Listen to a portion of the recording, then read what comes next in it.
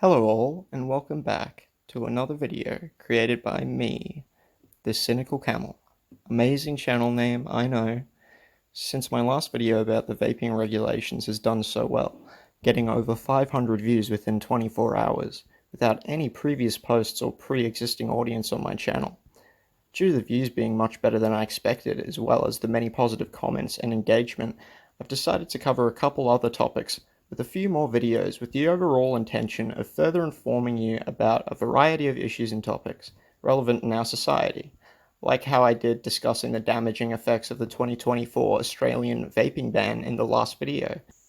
I actually was planning to have this posted prior to Christmas, but I was delayed a couple of weeks due to storms and due to Christmas and New Year's being hectic. But yeah, storms actually ended up knocking out my house's power for multiple days, right as I was about to finish up the script and record this video. But hey, better late than never. So, without further ado, this video, as you know from the title, is about Reddit. I was considering my topics for further videos, and going from discussing damaging vaping and smoking, I figured what other things in our world causes cancer to grow in our society, and naturally, Reddit instantly sprang to mind. Now, to be fair to the Redditors watching this video, I am not saying that anyone who uses it is a bad person, and of course it has its merits, for being a place where specific communities can congregate together online and share information with each other. And that, of course, is why it has such a large user base, with such a diverse set of subreddits covering almost every topic. To illustrate the variety found on Reddit for those who haven't used it, this is a site in which you can find both hardcore porn and engage with a community for people who like knitting, all on the same site. If there's a topic, a community, a niche specific fan base, anything at all the human brain can imagine, and there is a subreddit for almost all of it. And understandably, that makes the site attractive for many people. However, I recently had an experience on Reddit that made me realize just how susceptible to echo chambers the platform actually is. So, I have two main sections in this video. First, I will outline my experience, discussing what made me want to cover this Reddit topic in the first place, and I will be discussing why this is a problem, and I will be outlining my anecdotal experience in the first section of the video. In the second, I will then try to frame that anecdotal experience in the context of scientific studies, which I will be covering in the second, more research-intensive part of the video. So, now that you know what you're in for, let's begin. Upon the release of my previous video on the upcoming changes to vaping regulations in Australia happening in 2024, I posted my video on various Australian subreddits for the purpose of increasing the reach of the video in order to inform the most individuals I could about the upcoming changes. As a result of posting my video, I was banned across nearly all the subreddits I posted my video to. But what is most troubling was that this included one of the only subreddits dedicated to the discussion of Australian politics, which is aptly named r/Australian politics. Now, the bans prevented me from posting further or even from replying to people's comments on my own post. This had the obvious effect of instantly making it impossible to reply and dispel much of the outright misinformation posted as comments under my post, in which I linked my video and posted to various Australian subreddits. And having quickly been banned from many of them in short order after my post, the misinformation in the comments was rife. In particular, this one guy took it upon himself to do a fact check of my points in the video. A fact check, which, by the way, I am unable to respond to, and to my knowledge is still completely visible under my posts. That's right, not posts. In not just one subreddit, but in three. r/Australia, r/Canberra, and also in r/Tasmania. But there's one individual with the username The Series Has Landed took the time to post their fact check as a comment under my posts in three different subreddits, which I don't have a problem with in and of itself. After all, I support facts and informing people across the board, and if I was mistaken in any way, then fair enough, I should be corrected. However, after being banned and reading the fact check posted a few minutes before I was banned, leaving me with no real chance to respond, I discovered that the facts in the literal fact check were not accurate. In fact, were directly deceiving. Here is the fact check. So, I'll cover the claim he made that I view as having the biggest importance, which wasn't accurate last. So to start, he actually agrees with my point about how under the new regulations, children will still be able to and will be accessing vapes post the ban. He himself says that law doesn't stop people from acting unlawfully, seemingly in support of the sentiment of my point, at least in this single aspect. Next, we have no legal option for consumption. Now, I may have been to blame for not clearly outlining what I meant by this in my original video. I meant no legal option for consumption in the form of prescription nicotine use for vaping, at least not at nicotine concentrations sufficient to be used for smoking cessation. Under the 2024 changes, it will not be available at sufficient concentrations for smoking cessation, it being nicotine vape juice. Obviously, nicotine gum still exists, but if you've ever tried to quit smoking, you will be well aware that this gum and the sprays and patches don't really function as an actual substitute whatsoever for the nicotine hit obtained from smoking. And while they can alleviate symptoms for some, for many, if not for most smokers and vapors, these options, which are commonly known as NRTs or nicotine replacement therapies, will not be sufficient to prevent relapsing on tobacco or the now to be illegal vapes. This is evident in the fact that nicotine gum has been around for decades, and yet people still smoke.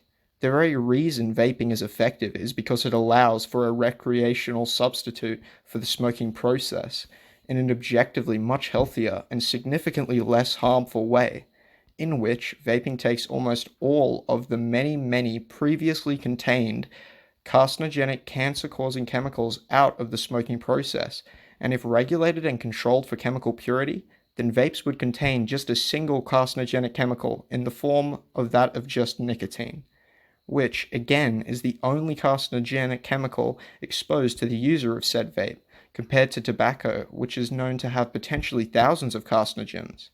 Again, this is at least in regard to regulated chemically pure vape juice, which by the way was available for import into Australia with a prescription prior to 2024, but now it won't be. Just clarifying, because disposables and counterfeit vapes are another story entirely and have potentially harmful chemicals still.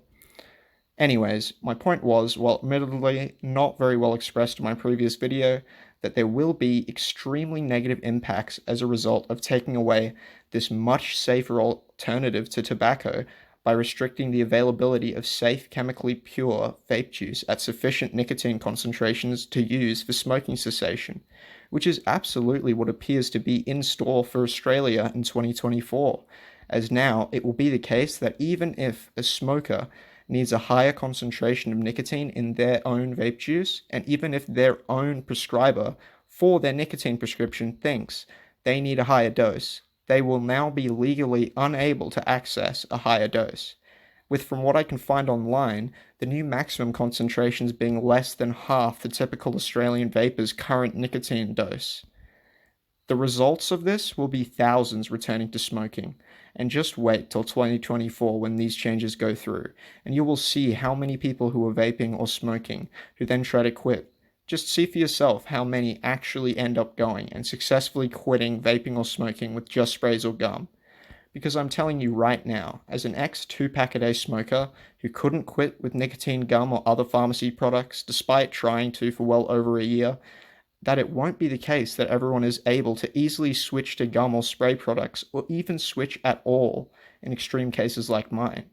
It is likely the amount that do switch successfully won't even be the majority of current vape users in Australia, because nicotine gum doesn't release a hit of nicotine like smoking or vaping does, and thus it isn't an easy way to quit for nicotine addicts, period. Doesn't matter how much you want it to be, it just isn't. This is literally obvious, by the way. Just think about it. If it was such an effective quitting method for smoking, smoking then wouldn't still be prevalent in every single country across the world, as these nicotine replacement alternatives like gums or sprays have been available in most countries for many decades, and it has done little to nothing to curb the rates of smoking or vaping despite what some may claim. And if you disagree, then I have to assume you either haven't tried to quit a serious smoking or vaping habit with nothing but nicotine gum, or maybe you're just some superhuman who really likes gum and just an easy time with it for some reason. But for the vast majority, banning vapes simply means making the only alternative to smoking cigarettes that they've ever found that reliably helps them to quit now illegal.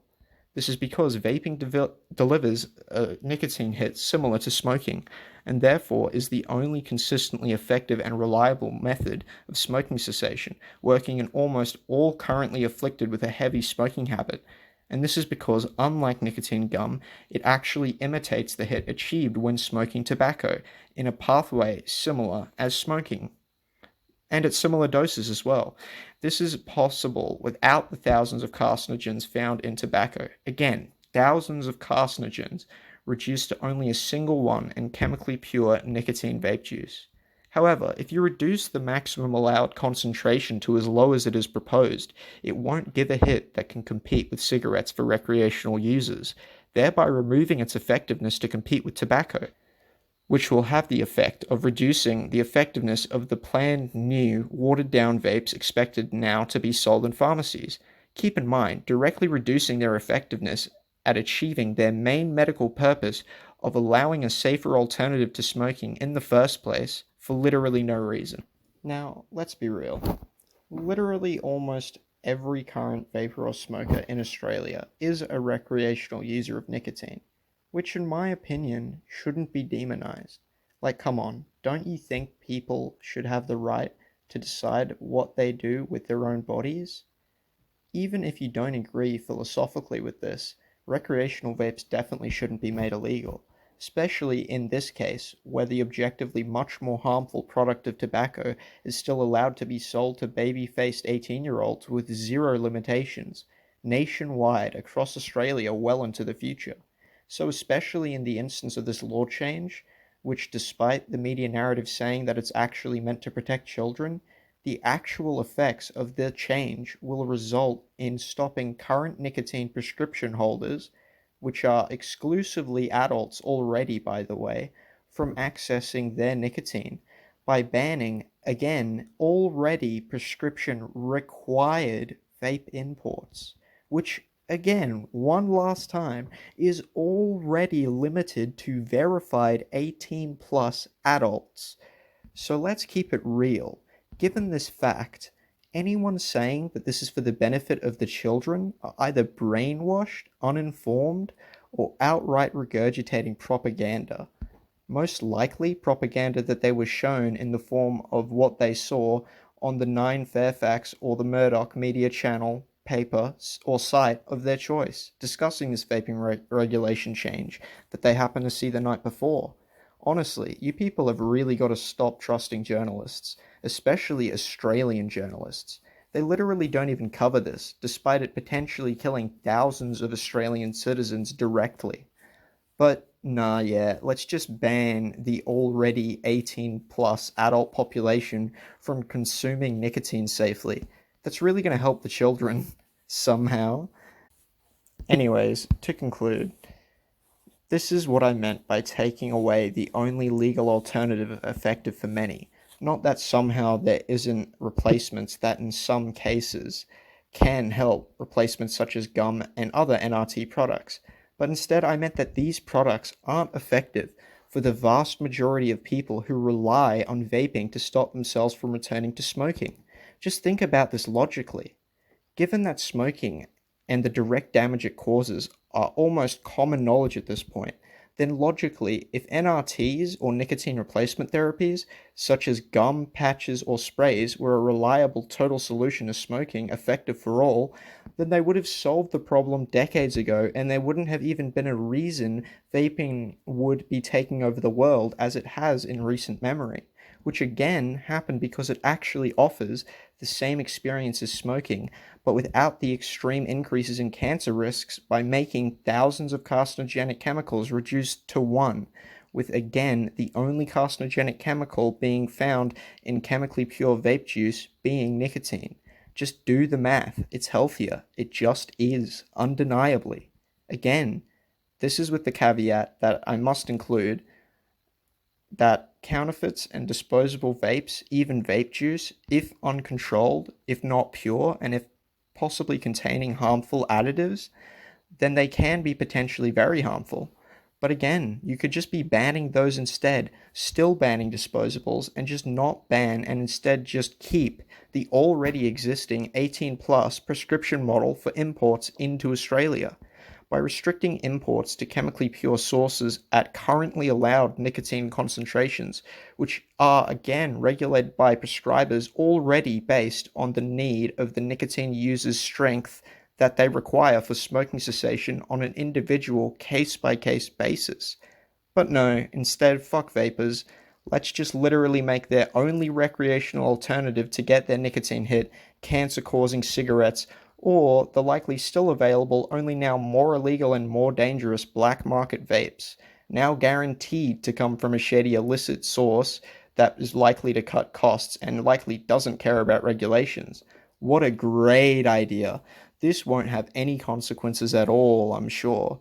But the mainstream media doesn't tell you that, do they? Have a look for yourself. Almost every article, bar one or two about this change, is touting it as a big win for children and for public health. It's literally the opposite. Now, we are finally on to the main point that I take issue with, which was presented in the fact check. This is about the claim that this regulation change won't be lowering the maximum limit for nicotine concentrations, and that I was wrong in claiming that it will be lowered under the changes coming into full effect in March 2024. Now, when I first read this, I'm not gonna lie, I did a full double take upon being made to think that I may have been mistaken about this. So I clicked the link, and what this fact checker has done, if he's done it intentionally, is actually very dishonest, as he's actually lying here directly. So he links to the TGO 110, which as seen here is the current maximum imposed limit on nicotine concentration. But in literally his own source, which he used to claim the limit was going to be 100 milligrams per mil under the upcoming changes, in the very next sentence of his own source, it directly says that this limit will be further strengthened and directly says including the maximum concentration, which is currently 100 milligrams per mil. Obviously, I've highlighted where it says that in the screenshot, and you can even see how obvious this is. If you read literally any amount further than what this guy has read, if he has accidentally mistaken about this fact check error, but seems to me he's being dishonest by trying to imply that the current limit is the proposed new limit. And just by doing that and having a link to a government source, people blindly accept it. So, will the limit be changed? As I've already covered in the last video, yes, it will be. And the only information I can find about what the new nicotine concentration maximum limit will actually be under the new changes when looking online, even after reading all the articles about these changes that are available, it is still pretty hard to definitively find what the new limit will be, as almost all the articles fail to actually list the new limit other than literally like one or two from what I could tell. And in all instances I could find that the new limit was listed, it was listed as being 20 milligrams per mil as the new maximum limit for nicotine concentrations as of the changes coming 2024, and to be finalized in March. This is a screenshot I showed in the last video. I've now highlighted where it shows the new limit, so yes, it appears it will be reduced to this ridiculous and ineffectively watered down nicotine concentration. And yes, people will start smoking again as a result.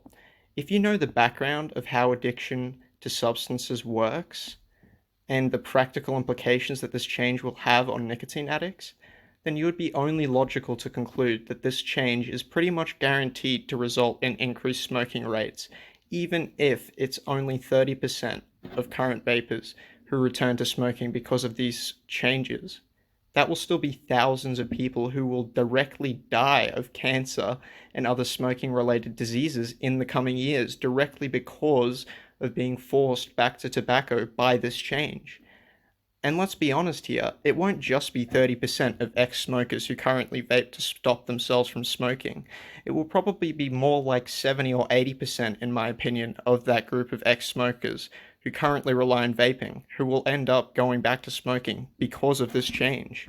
Which is, to be honest, kind of a disgusting policy to implement, given the thousands who will, again, literally lose their lives to what would have been preventable smoking-related diseases and cancers as a direct result of this policy.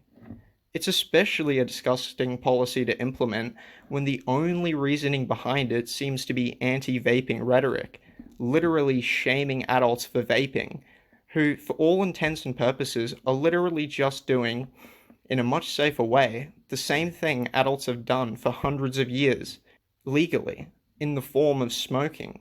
Only now, adults are vaping instead, so they don't die from cancer from their habit.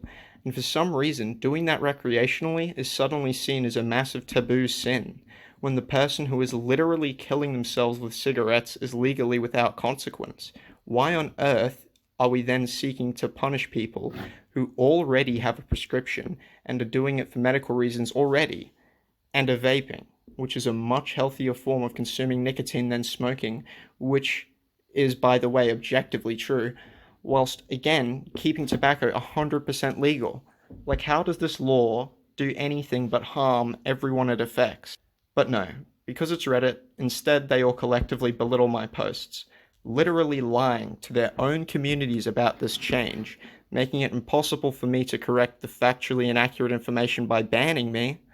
And then this guy's comment is the most upvoted and first of you as you read the comments under my post, with almost the entire fact check being not factual at all. Again, directly lying at worst or completely incompetent at checking facts at best. Okay, now that that annoying debunking is out of the way, let me explain why this video still isn't over. This in and of itself wouldn't be a big deal. In other communities like YouTube, these factual errors occur all the time in comments, but it's balanced out by the ability of people to respond and correct mistakes like what this guy tried to do when he fact-checked me. So on YouTube or some other platform, I could simply correct the fact-checker's errors in a reply. But remember, I was banned before I could even check this guy's sources. Now I'm barred from responding entirely. This means the only information people see in the comments under my video, on my posts in Reddit, is literally someone lying about the key facts and representing it as the truth. And then I am unable to respond, meaning potentially a large number of people are now going to dismiss my post, ignore the information I was trying to convey about the new changes, and literally dogpile me for my perceived errors, which are literally not even errors. They are straight up true, even according to the fact checker's own source, which I could easily point out, disproving his entire comment, if only I wasn't banned and unable to reply entirely.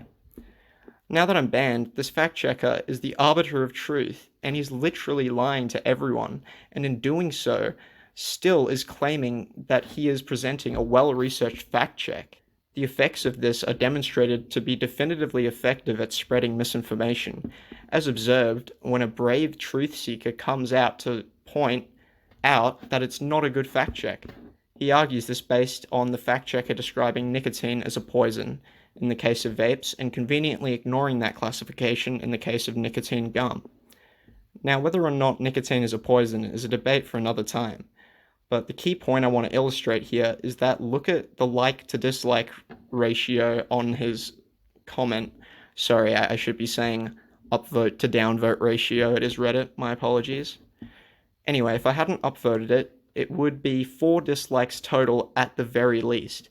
And if there were other upvotes, like by this person themselves or other Redditors as well, that contributes to the total dislikes amount shown here, meaning then that there may be well over 5+ dislikes on this person's relatively reasonable response to the inaccuracy of the fact check, all because this fact checker has been so effective at spreading his misinformation and in some aforementioned cases outright lies.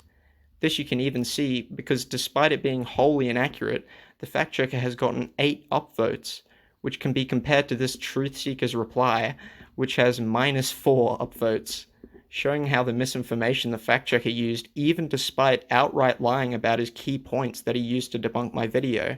Despite literally lying, he manages to turn the entire community reading my post against me, as well as manages to effectively drown out any dissenting perspectives instantly, getting any critics of the fact check downvoted to oblivion.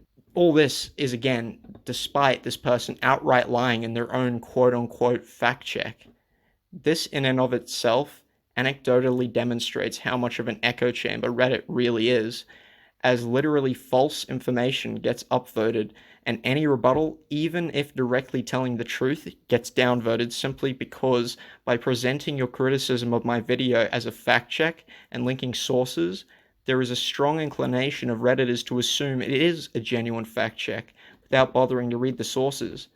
And as such, they assume that this brave respondent is simply salty about the facts the fact checker has presented, when in reality, he's pointing out the fact checker hasn't been checking facts and is actually misinformed or lying. At least this respondent points out the fact check's inaccuracies in regards to specifically the point regarding nicotine as being a poison, which in my opinion I believe is a fair critique. But the fact checker isn't just wrong about this one thing. They are objectively, unbeknownst to anyone but me, mistaken or directly lying about almost their entire fact check. I say unbeknownst to anyone but me because it appears even people who notice other issues with this fact check didn't catch this, and as I'm banned, they likely never will, meaning many individual Australians who may be directly impacted by this change were lied to and led to believe the change wasn't so restrictive or harmful, and will probably never know the truth until it's either made known to them as this law comes into effect, or they may, even though it's very unlikely, may find out if they stumble upon this video, which I'm banned from posting to these Reddits now, unfortunately. Maybe some kind of internet vigilante can do it for me. Go for it if you don't care about being banned. It'd be good to inform at least some of the people who were lied to by this user here. But alas, as I can't, maybe I can wish upon a star and some kind internet stranger can do me a favor. Who knows? Anyways, now on to the second half of the video. What is the bigger picture here? Beyond my personal experience, what does this type of moderation, blocking speech and responses, do in regards to its effects on the communities in which it occurs? Before I get into the studies I've now read on Reddit moderation in making this video, which I now intend to summarize the key points of for the sake of viewers' understanding and time, as the studies are very hard to digest and boring, but all have interesting findings in relation to this topic.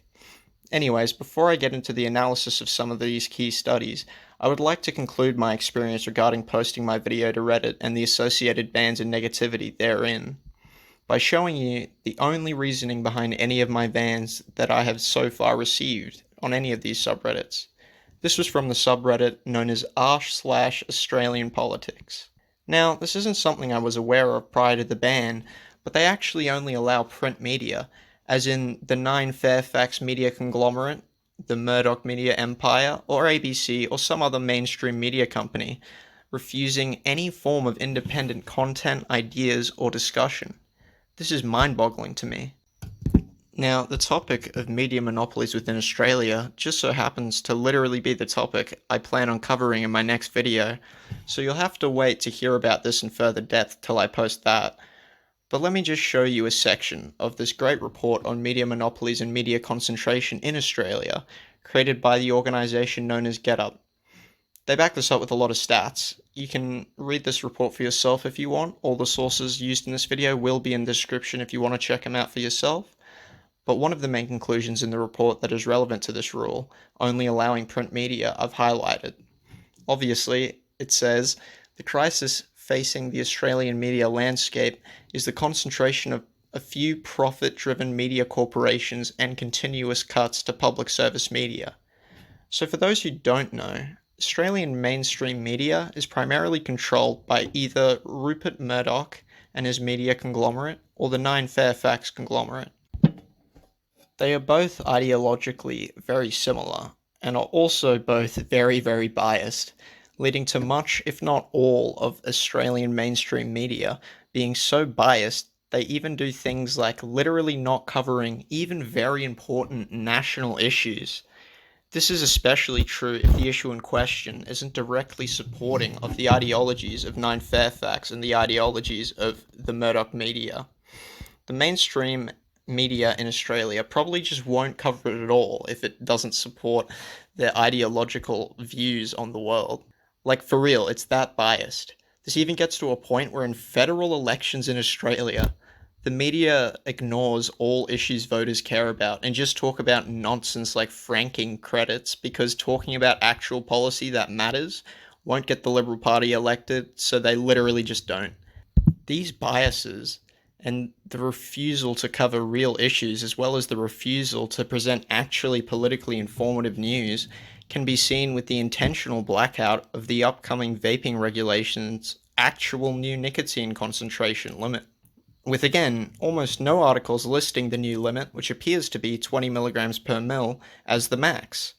Other than one or two, if you look it up, you can see for yourself that this is the case. My point here is that the mainstream media has already got a monopoly on information in the Australian media landscape. So why on earth, in one of the only online spaces dedicated to discussing Australian politics, would you then increase this bias further by enforcing a policy ensuring that the only perspectives heard on the site are directly from the mainstream media, on threat of being banned if you fail to comply? Again, r/Australian politics is enforcing a rule where if you post literally anything not directly from the mainstream media, that's for some reason a permanent ban that you'll get for that, I believe. At least it does appear to be permanent, as I still can't post or comment on the sub, and it's been weeks. Even if it's not permanent, it's still absurd to ban people for any length of time, just for trying to actually discuss Australian politics in the literal subreddit called r/Australian politics. But check this out, guys. Without even me saying anything about how silly this rule is, they themselves, as in the moderators, clearly realize this is an issue in regards to media ownership too, literally saying unprovoked that because two media companies, that's right, a whole two media companies that they allow, aren't directly owned by Fairfax or Murdoch, that this somehow makes this rule fair or balanced, or somehow means it's okay to use this bias perpetuating rule to restrict people's ability to use the subreddit for the express purpose for which it was created. This being said to me right after the ban, unprovoked, implies they are fully aware that this will result in massive political biases on the subreddit.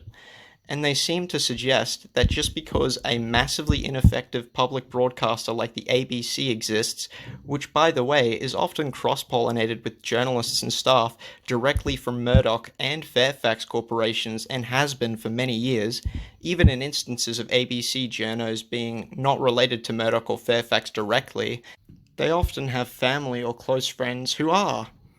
Nepotism is rife in journalism in Australia. Same with The Guardian. And besides, even if it wasn't, what is the point of an Australian political subreddit if you're literally unable to even discuss anything that wasn't directly reported on by the mainstream media? This means that the entire subreddit, the only one for covering Australian politics that's mainstream, has for some reason inexplicably decided to enforce a massive bias towards the mainstream media.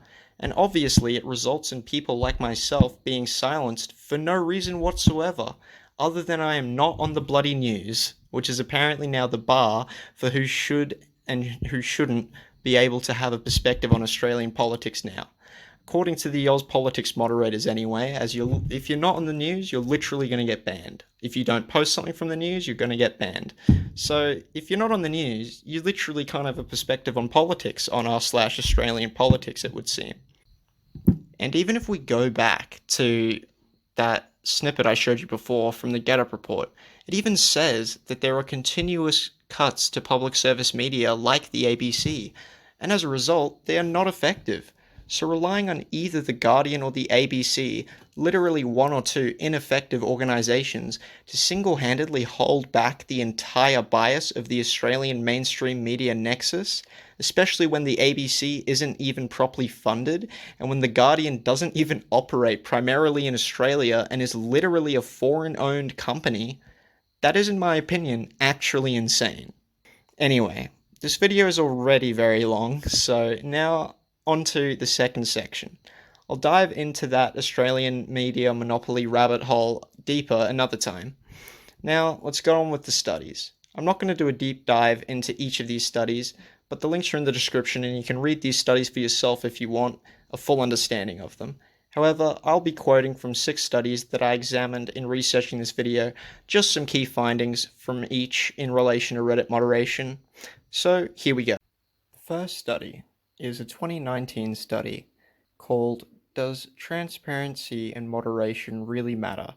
User Behavior After Content Removal Explanations on Reddit. Here is a quote from the conclusion I found relevant. I've highlighted the part that I'll be quoting. Also, please forgive me, as the highlighting for every image I've highlighted in this video I did with the mouse, and it's a little shaky. Complain about it in the comments if you want, I guess. Anyways, the study found that currently, platforms largely make content moderation decisions in an opaque fashion. This secretiveness causes speculations among end users who suspect that the platforms are biased in some ways. Would it help platforms to instead be transparent about their processes? Would it improve community outcomes if platforms engage with users and explain the reasoning behind their moderation decisions? In this paper, we contribute one of the first studies that explore the effects of transparency in moderation decisions on user behavior. Our findings show that provision of removal explanations is associated with a reduction in future removals, suggesting that taking an educational rather than a punitive approach to content moderation can improve community outcomes. Our analysis also indicates that the use of automated tools to provide removal explanations is a promising approach to design for transparency without unduly increasing the workload of moderators. This supports the idea that educating users instead of banning them, which could be considered a punitive approach, is associated with a reduction in further removals and can improve community outcomes. The second study, also from 2019, is titled, Did You Suspect the Post Would Be Removed? Understanding User Reactions to Content Removals on Reddit. It found that an emphasis on education rather than removal may improve users' outlook towards the community and encourage them to participate constructively, and that creating guidelines for the community that are clear and easy to follow can improve users' perceptions of fairness in moderation. Ultimately, moderated users include many individuals who may have made a deliberate effort to contribute to the community. Therefore, nurturing these users and attending to their needs can be an effective way to sustain and improve the health of online spaces. This finding supports the idea that by a subreddit like r/Australian politics having unclear, extremely subjective rules by requiring only non-self posts in the form of linking exclusively mainstream media articles other than in the case as seen here in the description of this rule visible when trying to post on the sub, which shows that this mainstream media rule is only enforced in cases other than of original posts, but only if the self-posts, quote, inspire good faith discussion and are not used as a soapbox. This is inherently an unclear and hard to follow rule, and results in moderators enforcing guidelines which are hard if not impossible to follow. This is also evident in that my original post was genuinely meant to inspire good faith discussion, and I tried my best to stick to the facts. Yet, because of this subjective and impossible to define rule, and the nature of what the rule truly means, they banned me anyway. So, in summary, this study's conclusion supports the idea that rather than removing or banning people and posts based on super subjective interpretations of whether or not the post or person is inspiring good faith discussion, it instead suggests a bigger emphasis on education rather than removal. This next study is from 2020 and is called Through the Looking Glass, the Study of Transparency in Reddit Moderation Practices. Now, unfortunately, this was one of the few studies I couldn't access in full, but its findings are presented in the abstract, so I decided to still include it and its relevant findings. They read as follows. Our results reveal a lack of transparency in moderation practices. We find that while subreddits often rely on auto-moderator to sanction newcomer posts based on karma requirements and moderate uncivil content based on automated keyword lists, users are neither notified of these sanctions, nor are these practices formally stated in any of the subreddit's rules. We interviewed 13 Reddit moderators to hear their views on different facets of transparency and to determine why a lack of transparency is a widespread phenomenon. The interviews reveal that moderators' stance on transparency is divided. There is a lack of a standardized appeal process to appeal against content removal. The lack of a standardized appeal process, or any existing appeal process for that matter, to appeal against content removal, especially in a case like mine where I was operating in accordance with the rules and was banned despite trying to encourage good faith discussion, means that even in situations where all rules are being abided by, there is still no recourse whatsoever for anyone who gets banned to appeal. Even in situations where they objectively have broken no rules, even if completely and objectively unjustified, a ban still has literally no process to appeal, as pointed out by this study. The next study I'll look at is called Exploring the Magnitude and Effects of Media Influence on Reddit Moderation and was released in 2022. Now, unfortunately, the study wasn't as useful as I thought it would be given its highly relevant title to this topic, and specifically in regards to the influence of media on motivating potentially political bans like the one I experienced on r/Australian politics. But as I would find, the study didn't have very many useful findings, and after looking through it thoroughly, the only finding relevant to this video I will now paraphrase as follows. Our findings provide evidence that reactionary interventions do facilitate an increase in problematic behavior across the platform. Immediately banning someone just because they tried to share a perspective not present in the mainstream media seems to me, at least, like a reactionary intervention, which, as indicated by this study, has been found to increase problematic behavior across the platform, further supporting the idea that unnecessary reactionary interventions, such as forcing all users to only share information from mainstream media companies on threat of being banned, will only serve to increase problematic behavior in the community, despite what the evidently biased moderators may tell you. Just like the last study, the final two I'm covering in this video are both from 2022. The first is called Incels on Reddit, a study in social norms and decentralized moderation. Its conclusion states that encouraging communities to govern themselves can promote diverse and flourishing subreddits to come together around shared ideas and beliefs. Decentralization, however, also provides the environment for hateful insular communities to fester. Reddit's intervention to quarantine or deplatform entire communities, like action by other social media platforms, usually comes at a time when platforms are under a large amount of public pressure. This is generally too late to make any real change, as communities have already been formed around harmful ideologies. Promoting positive, pro-social communities requires fundamental changes in culture.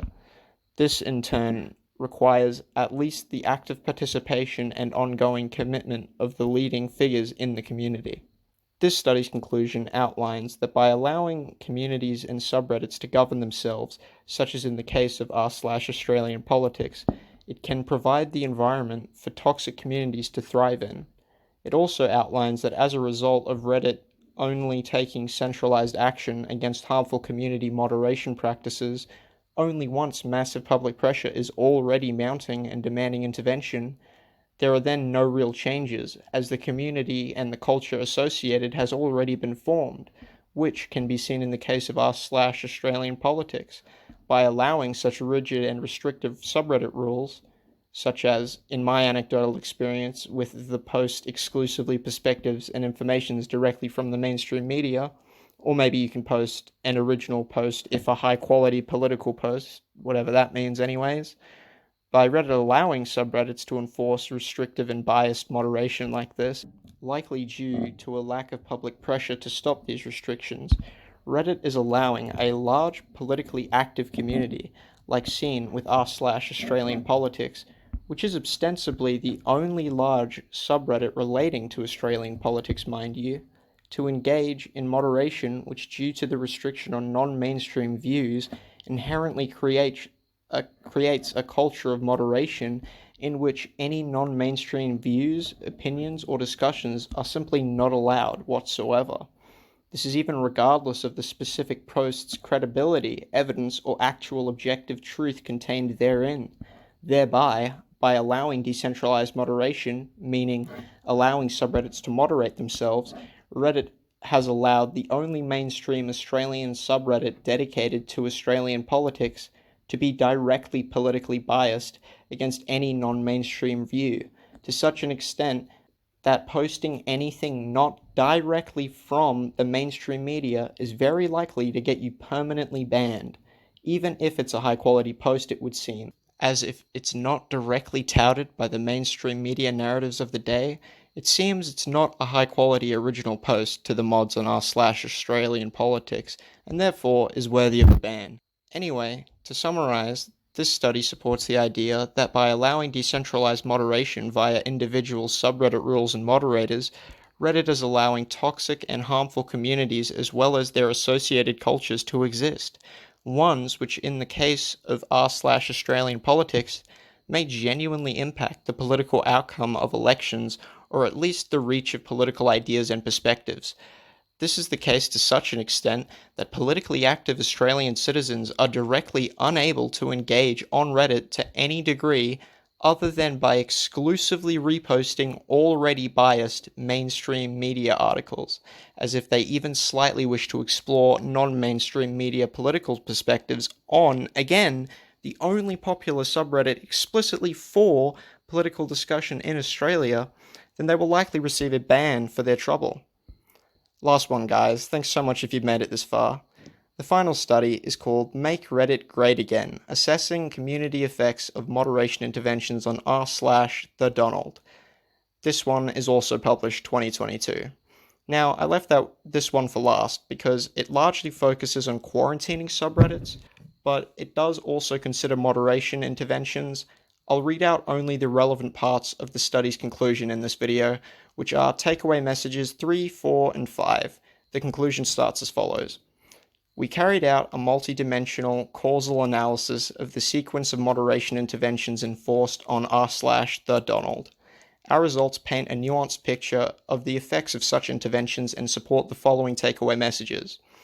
I will now be skipping the first two irrelevant takeaways and starting with the third, which states that both the quarantine and the restriction significantly reduced user activity.